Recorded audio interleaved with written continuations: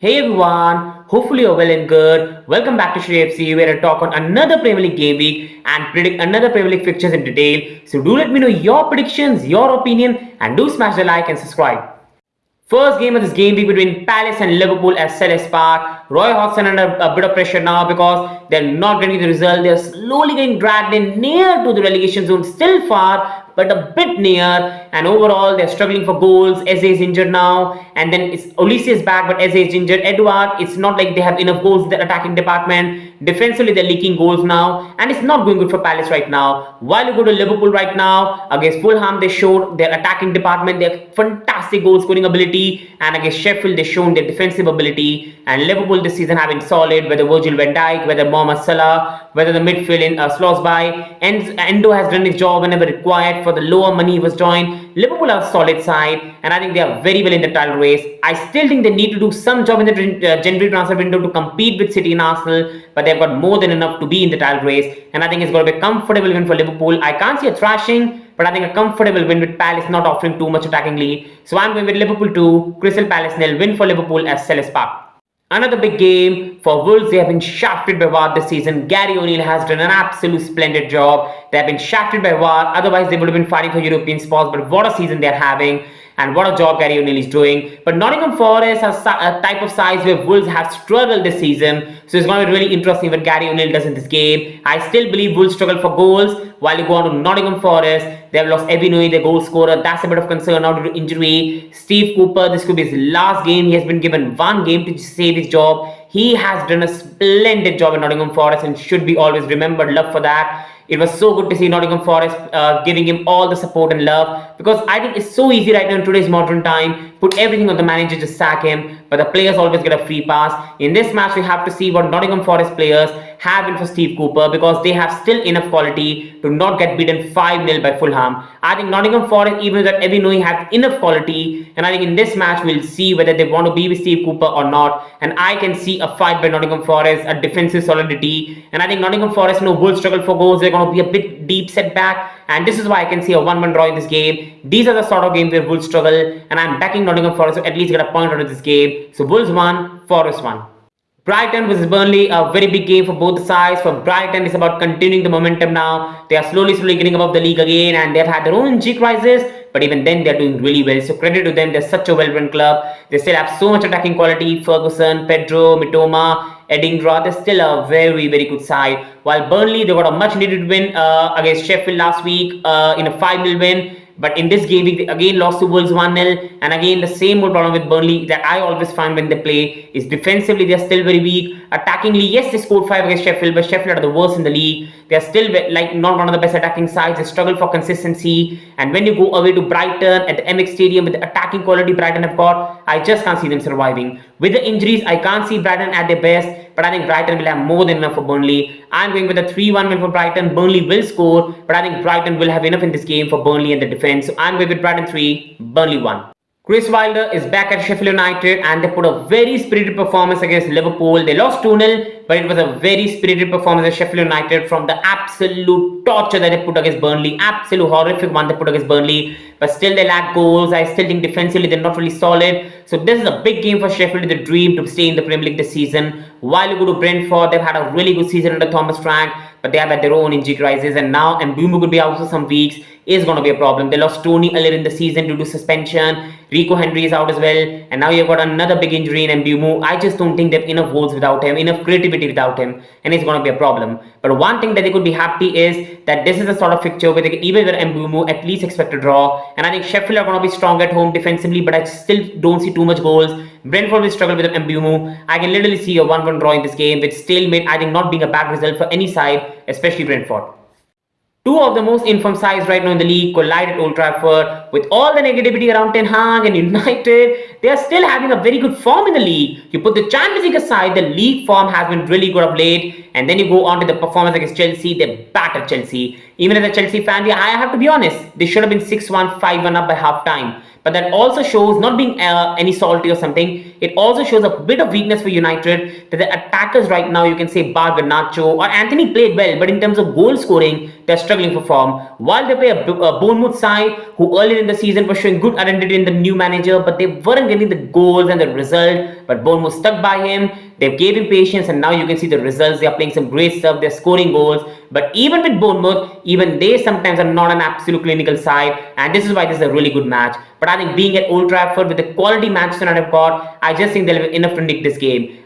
With seeing the defense against Chelsea, I can't see them keeping a lead in this game. But I think they will have enough in the attacking department to get over the line in this game. So I'm with United 2, Bournemouth 1. The big one, Aston Villa vs Arsenal, Unai Emery vs Mikel Arteta. What a job both of these people have done, especially Unai Emery, in terms of where Villa are right now. Aston Villa are absolutely fighting for the top Champions League spot this season, and right now they're not far away from Arsenal as well. They're having a very good season. While to Arsenal, they're having another good season. They're showing the fighting spirit, has it shown against Luton? Yes, you can say it might be embarrassing to be 3-0 against Luton, but that's the Premier League. But to score that late goal only shows this quality of this Arsenal side. The football they've been playing in the recent week, they're still a very good side. They have Declan Rice, one of the best midfielders in the league. He has been better than Rodri this season. Gabriel Saliba, what a formidable centre-back partnership. Only weakness right now is the goalkeeping department. Other than that, Saka, Martinelli, Jesus, who's such a nonsense of a striker to deal with. Arsenal are such a good side, and Aston Villa know they have a very tough test. A tough test in Manchester City right now, who are not really playing in their flow, is a more tough test for Villa. While Aston Villa, Ollie Watkins, who loves to play against Arsenal, McGinn, who is doing such a tireless job, what a player the man is.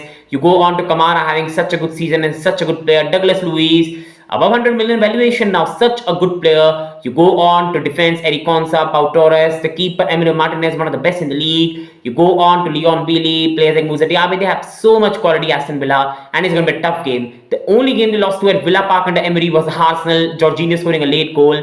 In this game, we know it's going to be tight. We know Arsenal have a bit of defensive mistake in them, while Aston Villa also have a mistake in them. This is why at Villa Park, I just can't see Arsenal winning right now, but I can't see Arsenal losing. I'm going with a 2-2 draw. Like last fixture is going to be entertaining. Both sides will play good football, and both sides will find spaces in between and gets a goal.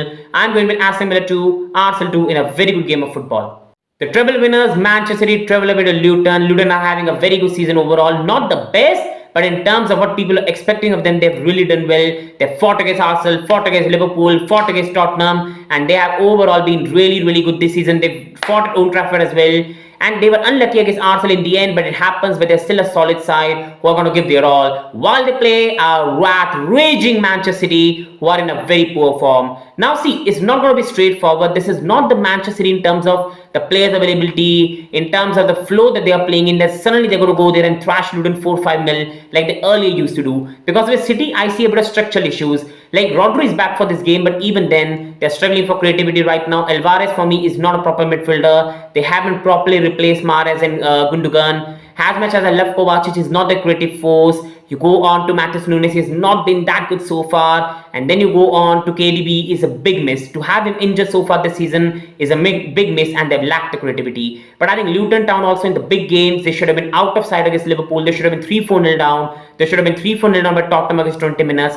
And I think Manchester City will be able to handle the physicality that Luton bring on set pieces. And I think Manchester City will have too much. Only way you can beat this Manchester City side is if you take the game to them, and I just can't think Luton can do that. This is why Manchester City will have a bit of field in possession, and I think their quality will be enough to get a 3-0 victory in this game. Another really good game, London Derby, Fulham versus West Ham. Fulham, I've criticized them this season in terms of goal scoring, but I've always said they played well, and now they're getting the reward. What a performance against Nottingham Forest, 5-0. They're getting the goals now, 3 against Liverpool, 5 against Forest, and Fulham have found their feet. Going on to opponents West Ham, and with West Ham, I've been saying on every prediction video that you can give them Tottenham, Chelsea, Brighton any day of the week and they'll beat them. But when you give them a side where they have to have a bit more dominance and a bit more control, they struggle. So this has been a story of West Ham, but I think this is a sort of game where I can again see them getting a narrow victory in this, because Fulham at home will offer a bit of spaces. I still believe as much as Fulham has scored 5 against Forest, West Ham are a far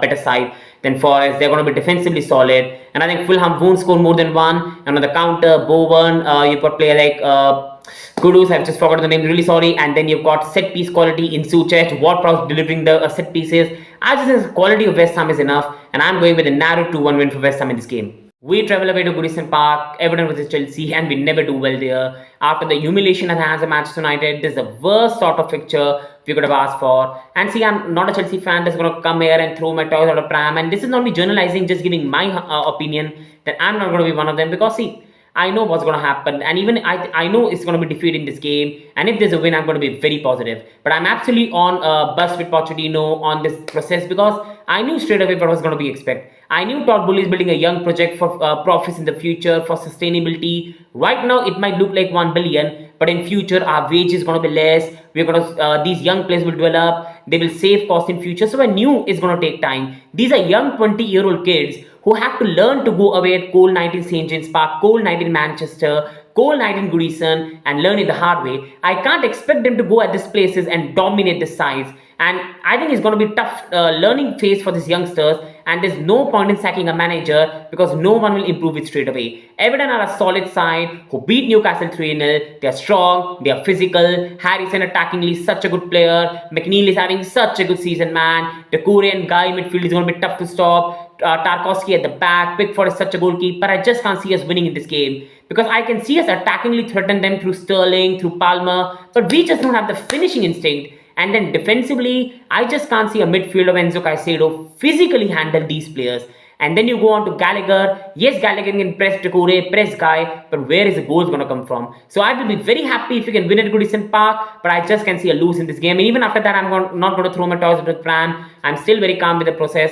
And I've understood that we have to take the pain now, so there's no point crying about it. So I'm good with Everton 2, Chelsea. Tottenham now have only 1 point from the last 5 games, while Newcastle, yes, they got a beating at the hands of Everton, but you have to understand the tiredness, the injuries they are facing right now. They are going through a big injury crisis, and even then, they're beaten Chelsea, beaten United, got a draw against PSG. It only shows the spirit in Newcastle and what a job Eddie Howe is doing. Now coming to Tottenham, see, I think overall, if any Tottenham fan was going too above after the wins, that's their mistake. Ange is doing a fantastic job. If Tottenham even failed this season, it's from Daniel Levy, not Ange. There's no depth in Tottenham right now, but one thing good about Tottenham is when you see them, there's a style of play. They play without fear, and Ange is at least building something. I can see that. If Daniel Levy backs it, in 2-3 years, this side is going to be an absolute force to be reckoned with in the Premier League. But even as a neutral, I know Daniel Levy is never going to do that. But Ange is doing a fantastic job. You have to understand the injuries. They don't have a proper striker right now. Otherwise, they could have beaten Villa, beaten West Ham. Defensively, they're missing Van de Ven, and Maddison is a big miss. So you have to understand that any injuries for Tottenham right now with the